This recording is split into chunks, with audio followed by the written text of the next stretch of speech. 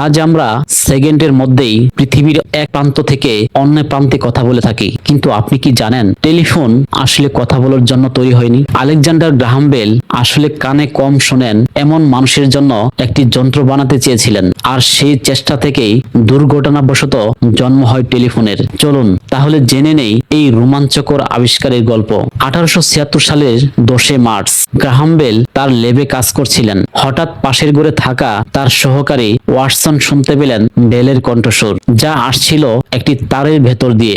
Bell বলছিলেন, mister Watson, এখানে আসুন, আমি আপনাকে দেখতে চাই। এটি ছিল পৃথিবীর ইতিহাসে টেলিফোনে বলা প্রথম বাক্য।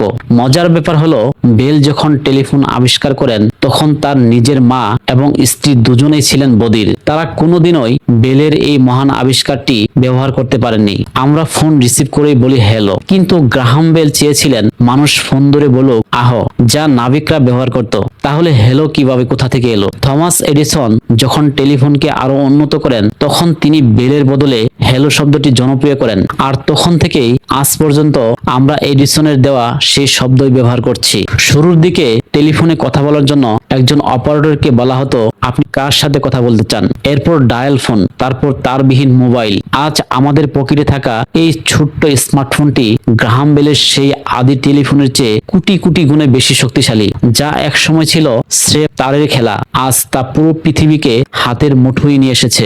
গ্রাহাম বেল হয়তো কখনো কল্পনাই করেনি তার এই ছোট্ট যন্ত্রটি একদিন মানুষের জীবনের সবচেয়ে গুরুত্বপূর্ণ অংশ হয়ে উঠবে। আচ্ছা, আপনাকে যদি প্রশ্ন করি, আপনি দিনে গড়ে কত ঘন্টা ফোন ব্যবহার করেন? কমেন্টে আপনার মতামত জানাতে পারেন। আর এমন সব অজানা রহস্যময় রোমাঞ্চকর তথ্য জানতে আমার এই পেজটিকে ফলো করে রাখুন, এবং যারা ইউটিউব থেকে দেখছেন তারা আমার এই চ্যানেলটিকে সাবস্ক্রাইব করে রাখুন। ভালো থাকুন।